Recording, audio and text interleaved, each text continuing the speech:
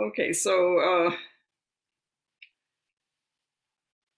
I had one talk written and changed a little bit, and we've been talking about the war in Ukraine so much in our evenings that I wanted to touch on it a little bit, but I don't really want to talk about it because I think that's a dead end to talk about it from the point of view of getting involved in something of a warlike nature in this sense. So I wanted to just say that in spite of all the fear in the news, it's death and dying and catastrophe and worrying about Ukraine and worrying about what's going to happen with a possible bigger war. I think with all of this death and dying and suffering that we see on TV and on the papers and talking with friends that uh, we're really, nobody really knows what to do in this case. And so I don't really want to talk about war as such because it seems that we've always had wars and famine, earthquakes and volcano eruptions and wildfires. And it seems like there's no end to calamities and suffering of people in the news. And today I want to talk about another way to deal with this kind of present. I want to find space for us to look at the world and not lose ourselves in it. If you find that you can act with your mind and body intact, with your emotions calmed, then whatever outrage you might be feeling won't affect what you do. And so then go for it. Join whatever you think would help, act to change things for the better. But today, I'd like to offer another way to look at the world without losing yourself in it, in the suffering of samsaric confusion that we keep seeing. You have the choice to spend your precious lives skimming the reality surface only in all of its turmoil while forgetting what actually lies within. Or you can plunge the depths of your own reality and change yourselves while learning the workings of reality from a whole new perspective. Perhaps that will give more clarity to help the suffering in the world, more so than suffering yourself. The sutras refer to a wish-fulfilling gem within, which is accessible to all. And I think it's all the help we need to act body, speech, and mind to help anywhere. So today, please follow my thinking here and patiently listen to another way to act about all this for now. So first, I would like to ask you, what do space, details, and joy have to do with each other? When you come here to sit, or to sit in your home, you may feel as though you have a multitude within you of people, acquaintances, pets, possibly even things that want to be heard by you. So sitting in a quiet place, or even a not so quiet place, is a good beginning to start to deal with it. If you're filled with judgmental voices, with angry voices, plaintive voices, resentful voices, unhappy altogether voices, then where do you begin once you start to sit? But let's begin by imagining that you are Avalokitesvara, the hearer of the world's sorrows, is you. You have that capacity for compassion greatly. Before beginning to sit, first you have to come out of your head and back to your actual present, your strength, which is your body.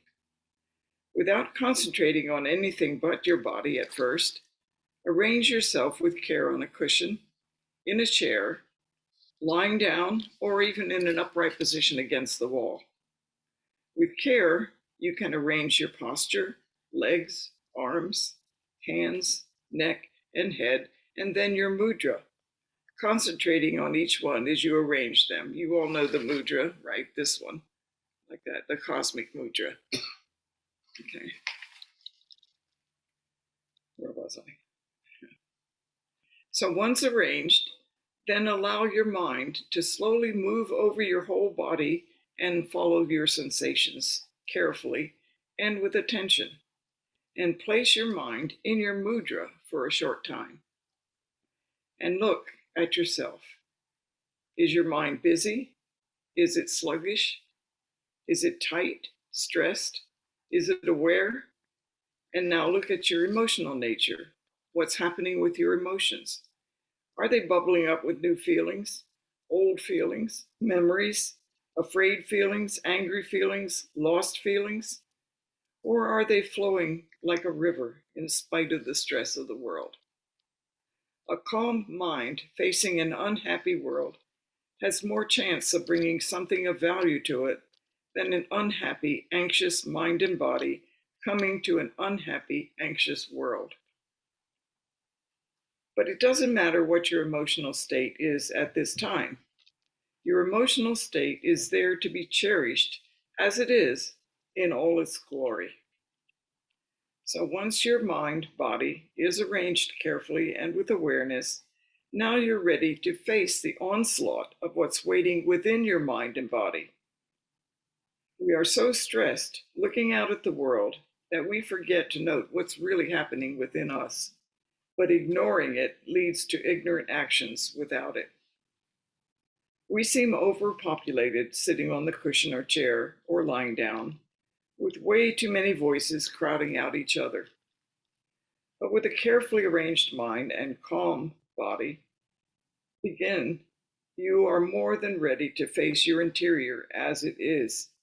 You are prepared to see and hear everything. Now you are Avalokitesvara, and you are in charge. You are in command of your body-mind. You have begun to face the crowd by setting yourself apart from the commotion with a spacious mind and a fierce determination. Now, with a kind and sympathetic heart, your body is ready to receive all of you, all of yourself, as you know yourself, and also all of you as you don't know yourself. But first, the work of attention to detail is necessary. Everything that's clamoring in your mind wants to be heard. Everything needs your acceptance and unequivocal love. Without this unequivocal love of one's own being, how can you love a distressed and suffering world? How can you love a victim? How can you love a transgressor? Will you pity the victim and hate the transgressor? Are not the three poisons of samsara greed, hate, and delusion? Think of that. Hatred of a transgressor poisons the hater's life, not the transgressor's. You are now Avalokitesvara, and compassion is your strength, and compassion does not discriminate between worthy and unworthy.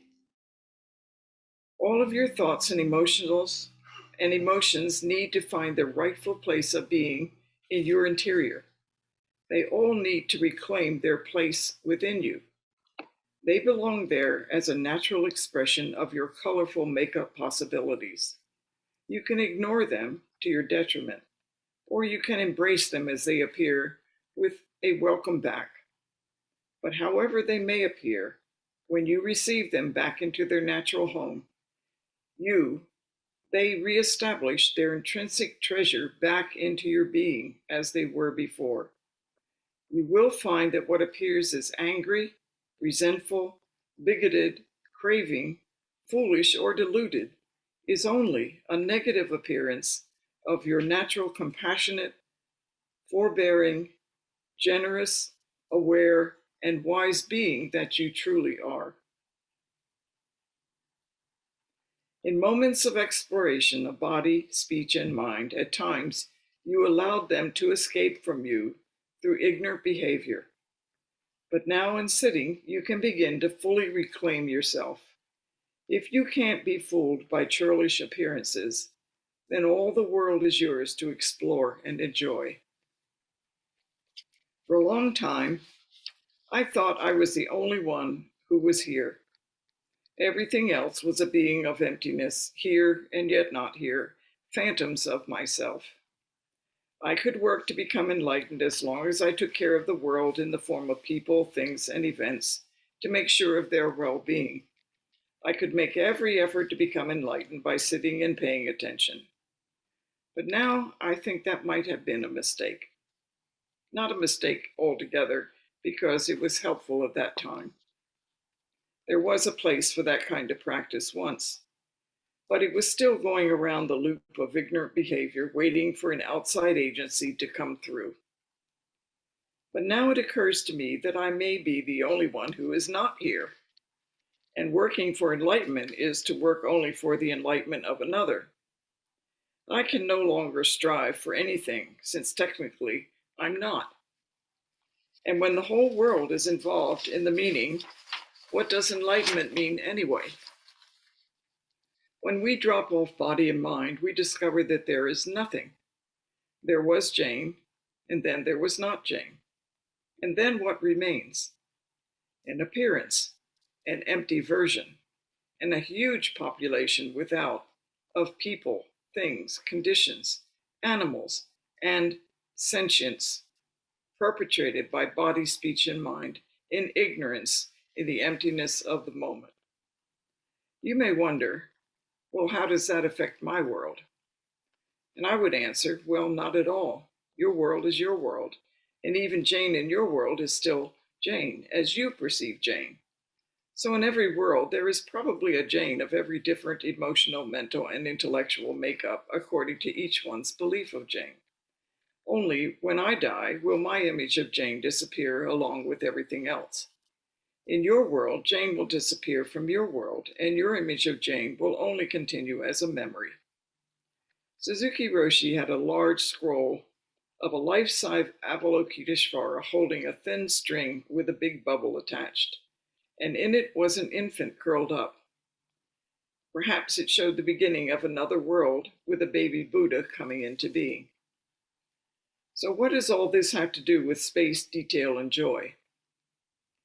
When you sit and calm your mind, you open the space within you to look at your interior with dispassion, observing each voice, emotional upwelling, and cry of the body with openness and kindness. However, the appearance gives it the space needed to return to its true, natural form and enriches the being, which is you, it once fled from and took away completion. When what was anger transforms to compassion or warmth and kindness, what was ignorance returns to clarity, and what was craving returns to momentary awakening. As our true being matures and we empty ourselves of everything that tied us to samsara, the loop of ignorance can be broken. The wish-fulfilling gem becomes our inheritance of the world, there for all who are courageous enough to turn around from the samsaric world and face their interior as we find it. We can swim then from one magical, incredible moment to the next without fear. And what does that have to do with space and details? When body and mind that have been going around and around the loop of samsara drops away, the spaciousness of our interior is filled with joy. I say filled, but joy and space are the same, always present together whenever we care to look. Joy is not like happiness, dependent on outside conditions, and comes when we feel satisfied by our desires, but ends and leaves us always wanting more. Joy is our underlying natural state, and it is not dependent on conditions. Joy is quiet, peaceful, and leaves us wanting for nothing. As we peel away layer after layer, or rather, as layer after layer opens wide, joy is the response already present and fills one's whole being. Joy makes everything worthwhile: the suffering, the aloneness, obstacles, and the long, hard persistence we have in practice.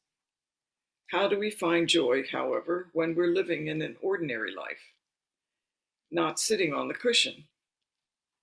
In details, we find our own true self, the one that is truly here, the one that came from our body, speech, and mind. The one true self we find fulfillment in are the details of the whole world. Everything we look upon is blessed, wrote William Butler Yeats in his Dialogue of Soul and Self. All of the details of this world are our true nature as they are. There are wars and poverty, suffering and death, but there are also all of the wondrous beauty of the particulars of our actual life in physical form that exist around us every moment, if we have the eyes to see them. Every tiny line, fullness of form, sweet bird song, color, and activity, all of it is you, me, everyone, as we are, in stillness or movement of pure joy, and we are surrounded by it.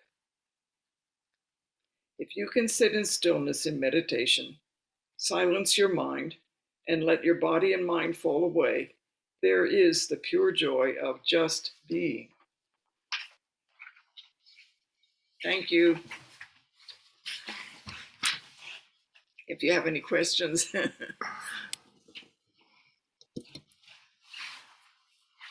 Here's Peter.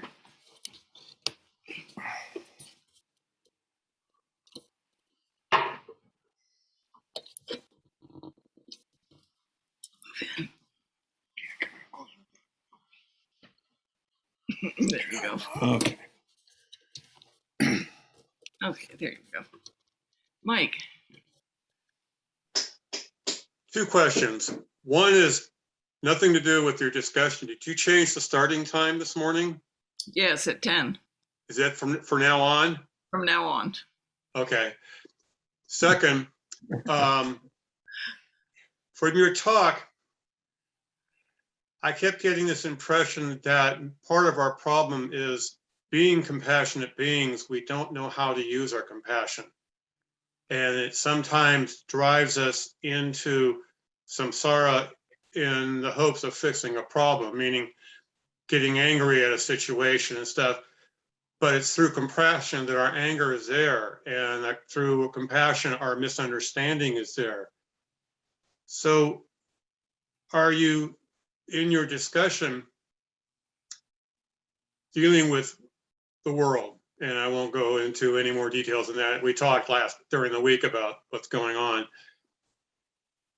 We do have to be responsible about how we use compassion, in meaning that we don't misuse it in the sense that we get angry about something that we really can't do anything about, so why get angry about it?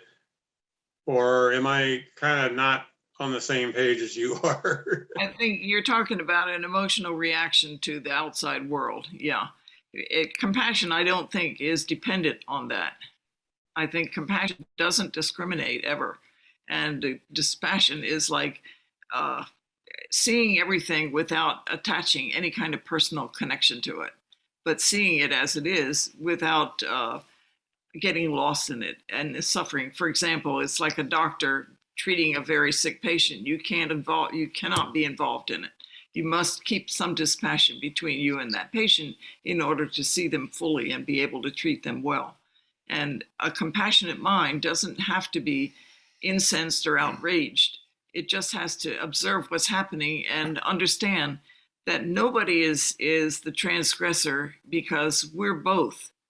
We have the possibilities and we have the actualities of being both.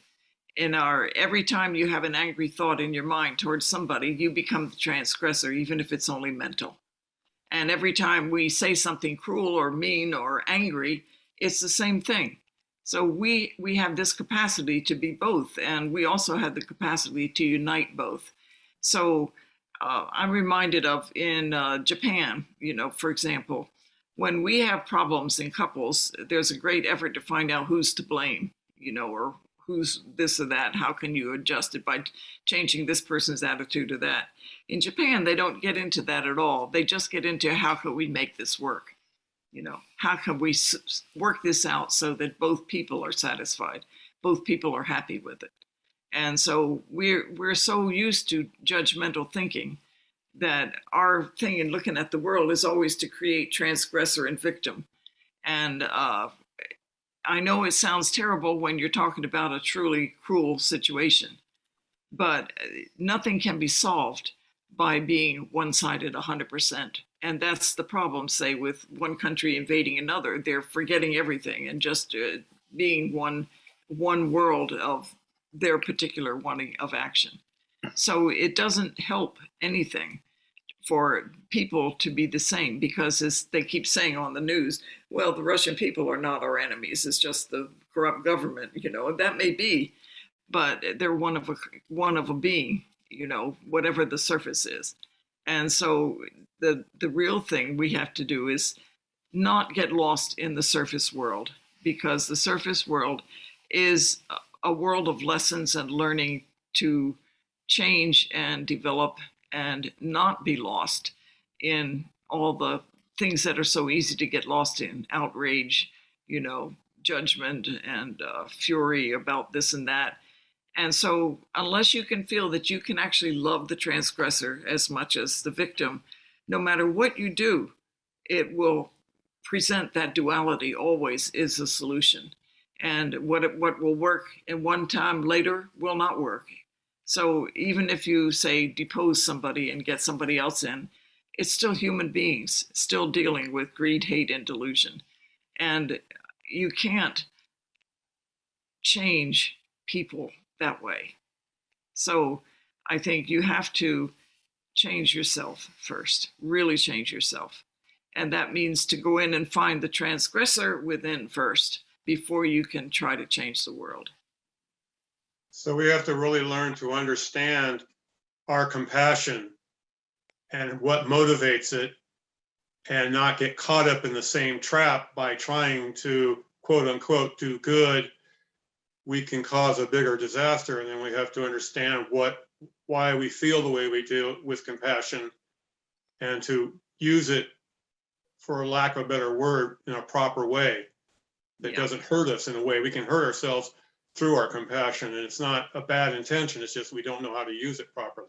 I don't think you can, compassion isn't like a thing that we can use like a weapon. It's an upwelling of our whole being. It's an expression of who we are. And so when you feel true compassion, you won't get lost in judgment of either side. You'll look to see, well, how can you make this work? How can we stop this? And if you work with yourself that way first, I think, our way is to make ourselves good and get rid of our bad. But compassionate mind to yourself would say, no, unite all of that into its real energy, its real person. It's not an easy task, but I understand what you're saying. Thank you very much. You're welcome.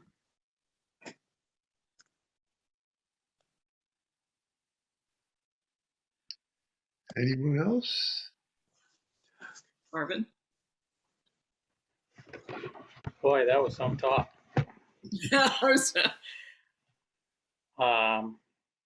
Face your interior, create a spacious mind with fierce determination, unequivocal love within and without, compassion with no distinctions. That's a lot. Yeah, it is.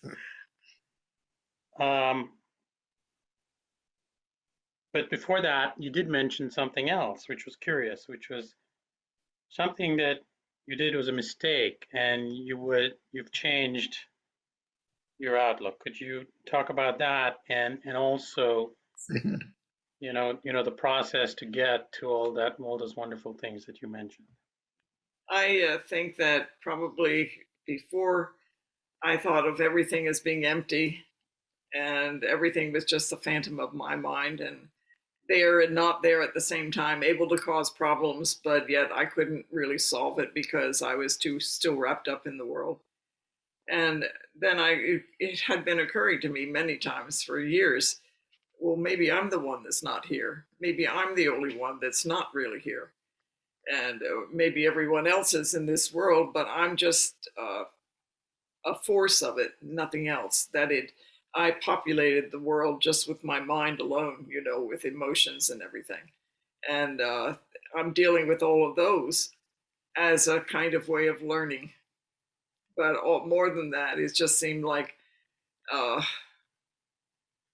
it seems like I've always wondered about, being enlightened. And it occurs to me that if that was true, enlightenment wouldn't exist at all except in other people's enlightenment.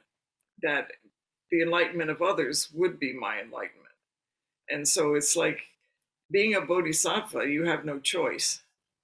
That you've brought everything, it's like your world is like your children.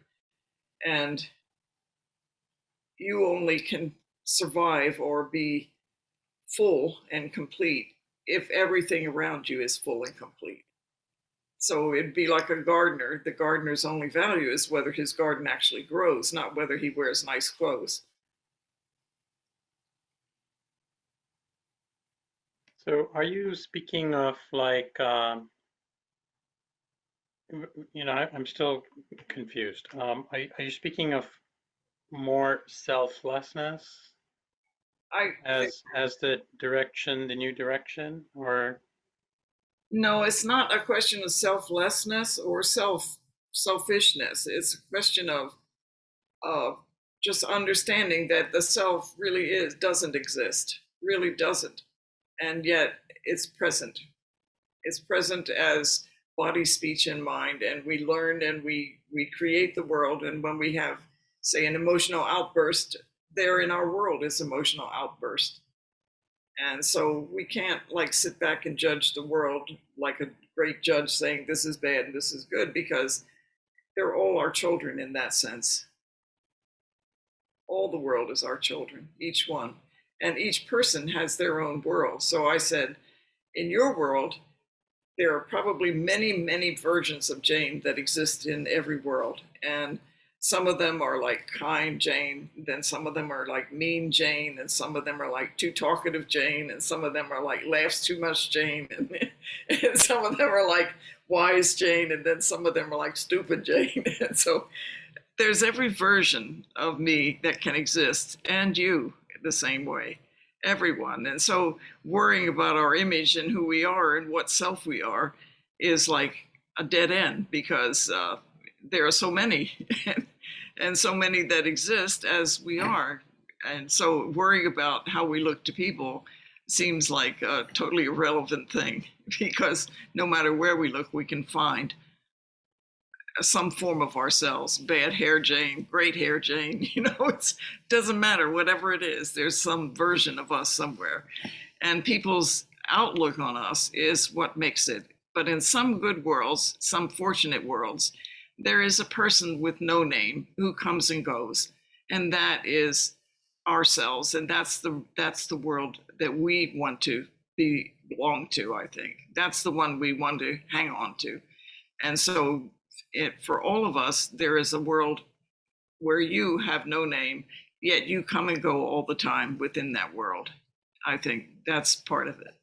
I know this is totally off the hook a little bit, so I'm not totally sure myself at the moment, but it keeps coming back to me whether I want to forget it or not. So that's why I decided to talk about it. I'm curious what Peter's take is on it. Is Jane talking Buddhism? Is Jane talking Jainism? Well, of course. Probably Jainism. That's all right. No, she's talking both, like we all do. Yeah, these are my opinions, so don't take it as absolute. Yeah. I was just kidding.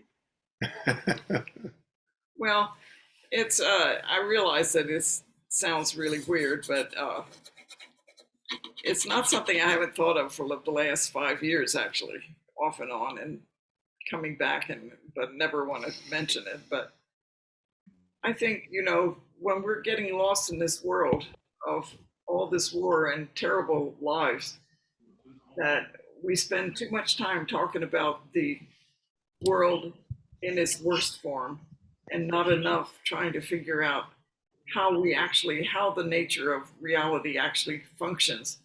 And I don't think it functions as we think it do, which is, if we only think of the transgressor and the victim, we're thinking that the world is out there. It's not us. And I think that's a dead end in practice.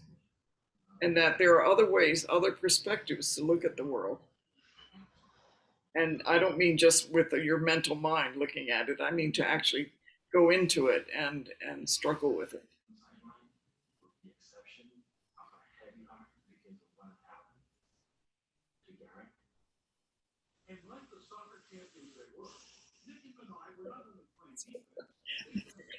If I've Sandy.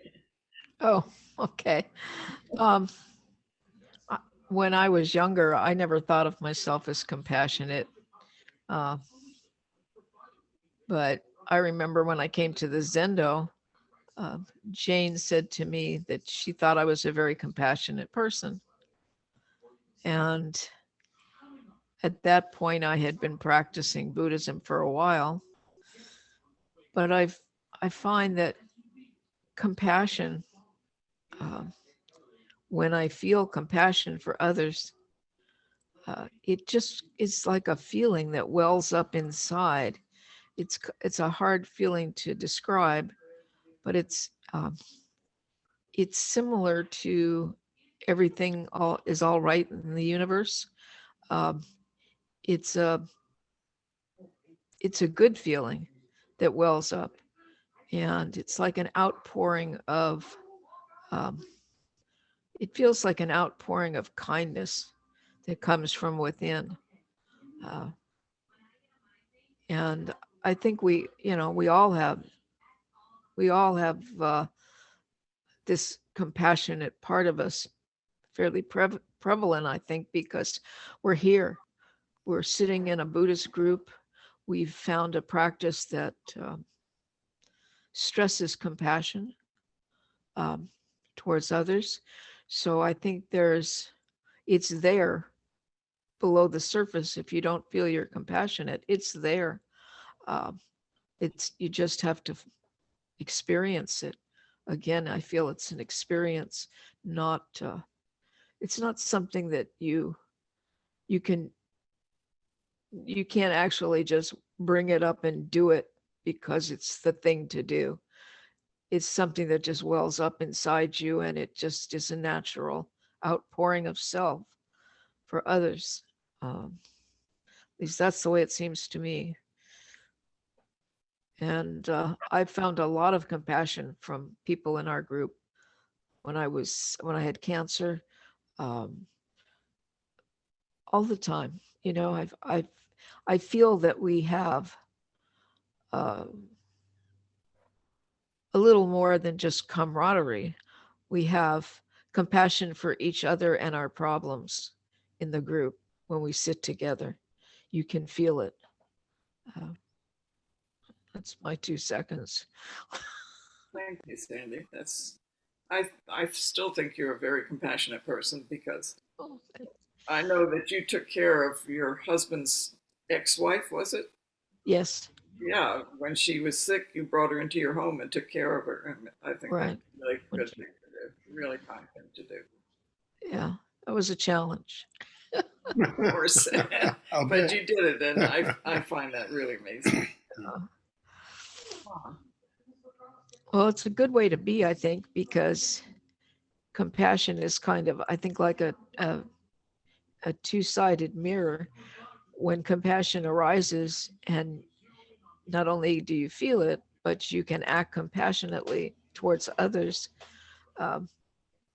it brings you closer to seeing your own happiness and joy in the world, the goodness in the world. Yeah. Because if one little old person like me can be compassionate to somebody who was nasty and drank a lot and caused a lot of strife in my house, I feel that there's this huge well of it in all of us. And I've seen it in everyone here, and that's why I like this group. Thank you. Yes. John.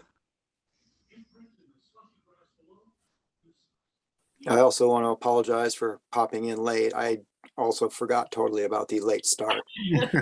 Many years of 10:30 is hard to shake, but I will try. I always try and distill things down to, like, in my head, the simplest form I can in order to kind of make it work for me. And I tend to distill this down to compassion being us tapping into emptiness. Because what we are innately is everyone and everything.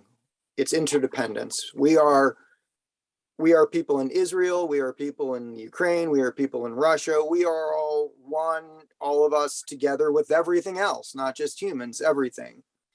And compassion is us breaking through our lizard, and over the top of that everything and us interdependence, we've got this lizard skin. We've got this lizard brain. We've got this other side that just is trying to survive, and its only programming is to really to survive and to, you know, replicate and move on. I mean, that's really what that part of us wants.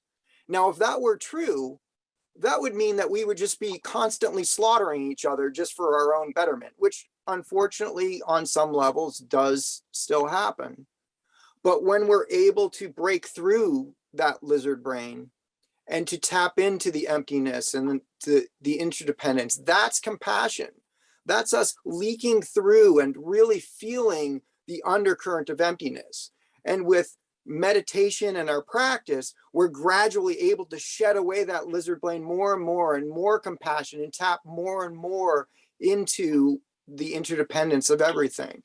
And so that's kind of the way I kind of view what you've said here, is that compassion is really that undercurrent. And to me, it's just so important. I actually remember something that Arvind said a while back, maybe a year ago or so, and it was he was walking and somebody had screamed to him out of a truck or something nasty, and Arvind was very upset about it at the time. You could tell it had carried over. It was still with him. It was a thread that he was carrying from that moment. And I remember I had said to him at the time that person, he needs to have compassion for, and to look beyond their actions and into who they truthfully are and what they're dealing with in their lives to make them that person, because they are you. And I remember at that time just becoming so emotional about it. And even now when I think about it, because I really do feel like these people who are so troubled, who have these, and who are there, just remember this, that what that really means is that hardened lizard skin, lizard mind has kind of entrapped them. And they're as far away from touching interdependence and emptiness as you are from the top of Mount Everest physically right now. But you're trying to climb to the mountain, and you're a lot closer than they are. And so we have to have compassion for those people, because it's a struggle for them. And even though they tend to, like people will sometimes that are trying to survive, if you're trying to save somebody who's swimming and they're drowning and you're trying to save them, there's a likelihood they're going to kill you. It's the same thing if you're a mountain trying to make it to the top and it's survival. They're probably going to try and drag you down. But you have to understand that you still need to try and save those people because they're part of you. And that's my 2 cents today. Thank you, John. I agree with you. They are part of us. There are 2 things I wanted to stress from the talk in case you didn't pick them up. One was that you're not the garden, you're the gardener. And the gardener's job is to keep the garden alive and make it thrive. So we're in the world, but we're not the same as the world in that we have to take care of everything that we meet, everything that's present in our world, and make it thrive in the sense of seeing that everything has enough water, sunshine, or whatever. But other than that, striving for ourselves is a dead end, since it's a very empty world in that sense. But in the sense of reality, everything around us is what we make thrive or try to keep alive and healthy and whatever. And the other thing was that no matter what you try to do in this world, there will always be some other version of you than you think of yourself. And so not to waste time ever thinking about yourself, because it won't really change anything. It'll just make another version of you somewhere, another version, and so on. So the best thing would be to just be who you are and let your own agenda fall away, because that's part of samsaric body and mind. And you want to let that drop away to just find who you really are. And one more thing is we want to find out what makes this world operate and move and function. And we think we know, because for us, the world is out there and it's all taking care of itself because there's all these people doing this. And if you look at it from the point of view that you're here in the world, your garden is functioning because you are fulfilling its needs. And you have to think of it from that point of view also. So avoiding that is like just spending your time on the surface fighting around. So it's important to find out new ways of looking at how the world actually functions. And you do that by going inside. And as we were talking last night, facing the demon at the gate, which is a big version of yourself. I guess nobody was here from last night. I have a question. Yes, June. I have a question. Sure. So it could be really difficult for us to consider that the other people who are making us upset and doing all these nasty things as ourselves. Like it can be very hard to see the connection with them when they're acting like that. But so I was just kind of wondering if we started to at least consider the fact that these people who are causing this emotional reaction in us as some kind of mirror of ourselves. Because if nobody triggered me, then I think I'll have a lot less opportunity to learn about myself. So when they do trigger us, we could at least think of it as an opportunity to learn about ourselves, because they're like a mirror to us. So at least like that's how I try to look at it when I can't really think of them as part of myself. So it's kind of like a step for me. When I did that, then I was more willing to consider them as part of me because they're mirroring me. Yeah. Also, 'Cause I think it's really difficult to tell people that, you know, like when they are hurting you, they're actually part of you. Like if I told them that, they'll really feel like, I don't know what you're talking about. They'll probably reject that view. well, the best thing, So I was just wondering if that was a valid way to just start practicing. June, try every time something like that triggers you, try saying to yourself, "Thank you, Buddha," for that lesson. That's a really hard one to do, because a lot of times, you know, you have emotions to get through to say it. Right. Right, it is a mirror. So I think that it's just unreasonable for yes. So it's unreasonable for me or to others to instantly tap into the thought of or the understanding of, oh, we're all connected and everyone's part of us. So sometimes for me, it's useful to just kind of take it at one step. Well, at least they're mirroring what's going on inside of me. And they gave me an opportunity to look at it. Yeah. Well, you know, also, whenever you see things like that, it's your practice, not theirs. So you can't really tell another person what their practice is. They have to find that out themselves. And you have to just keep it to yourself, you know, but still act on it. Right.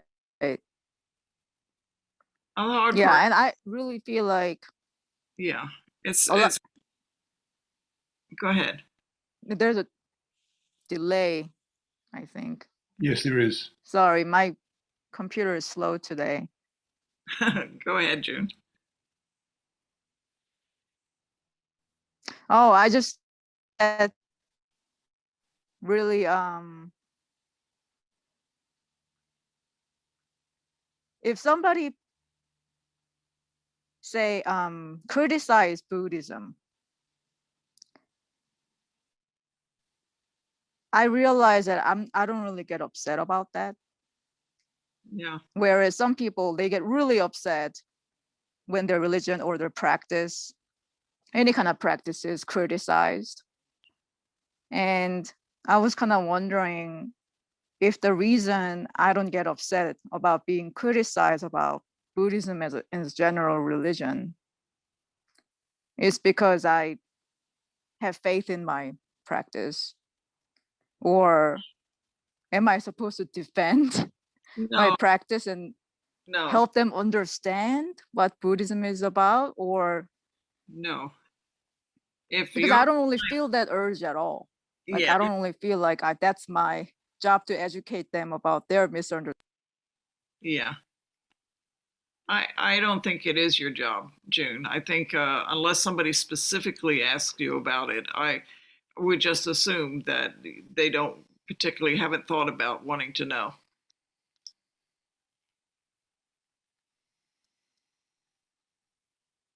Sandy's hand up. Sandy, is your hand up for a reason?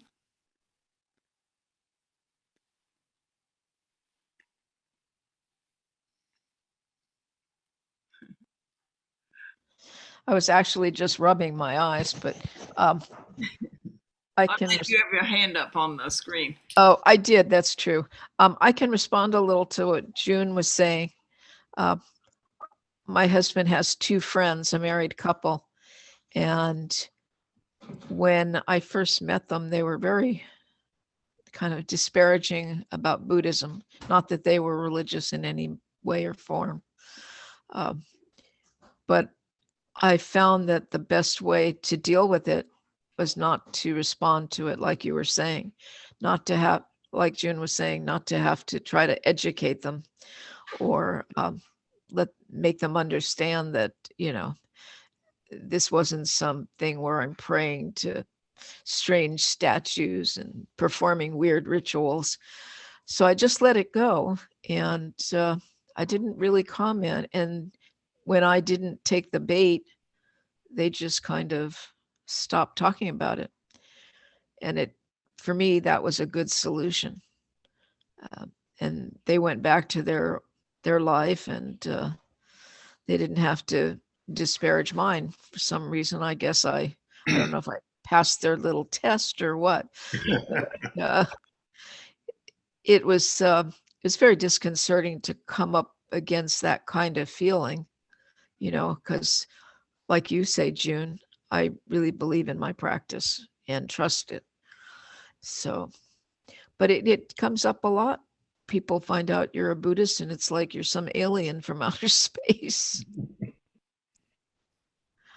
So thank you. Okay. Anybody else? Mike?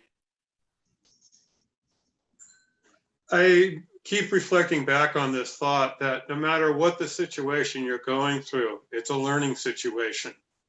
And sometimes you can't choose how someone teaches you or an event teaches you. You just have to stay open to it and not judge it and work with it. So if it's somebody who's putting down your beliefs, or someone that's just bad talking, or someone that's causing turmoil or something, I really believe in all these situations, there is a kernel of knowledge in there that you can gain from it. And if you shut your mind off to it and immediately say, this is bad, this is evil, I like this, I don't like this, we're missing an opportunity possibly a little further down the road to learn something that can be of value to us. And so I think, Jane, like when you say when you're in space and stuff, you're in space, there is no thinking, there's no judgment, there's just experiencing. And by just experiencing, we can gain something from it. But the minute we think about it and judge it, we've already missed that opportunity. So maybe, it's one of the things I try to do is just, I try to not let my passions get out of control, because I may miss the opportunity to actually get a lesson out of this thing, and maybe that's what we go through in life. And that's my 10 cents worth. Peter, do you want to say something? Oh, Sandy? Oh, I was going to say that that's true. When people respond in negative fashions or they're nasty or whatever, it's a chance to see how you need to look on those people with compassion, because they truly are trapped and there's no real way out for them. It seems that in these people, they're locked into their hate and their anger. And after you've set for a few years, at least, I would think, but after you've set for a while, you start realizing that those people you need compassion for, because those people are ones that nothing gets through to. They're so locked into their hate that becomes their own reality. And so you do learn a lesson by seeing them, how much bodhisattvas are needed in this world, to make it a nicer place or whatever. But we really need to have compassion for those people. And that should open up your eyes and your mind to it by seeing that. Sandy, remember that everywhere in some societies or some area in some world of another person, that very person who is hateful is a loving person. Mm-hmm. True. Just They have that. Remember that every reality will have a different version of that person, and there will be realities where the person is very kind. It depends on if they met somebody and they were treated them well, and that was it. Then they hate somebody else 2 minutes later, and then another world, they go home and there's their wife or child or something, and they're loving. So Right. it's easy to forget that how complex, I can't remember what religion it is that, original sin. Is that Catholic? Yes. That we're born with an original sin. Part of me, I don't believe that. I think that we're all, when we're babies, we're all wonder and sweetness, and the only thing a baby does really is cry when they're hungry, to get their needs fulfilled. So I think it's this hateful behavior that you see people displaying is something they grow into. They grasp onto it because it's a way for them to deal with the world around them in a very negative way, but it's something they have. So yes, they're probably nice individuals in there somewhere. There's goodness in all of us. And that's why you can have the feeling of everything is okay in this world, even though we're in the middle of this terrible strife. That underneath, there really is something about every one of us that is worthwhile and kind, even though we might not display it. Peter, you want to say something? I want to say that don't forget that there's a Zazenkai next Saturday.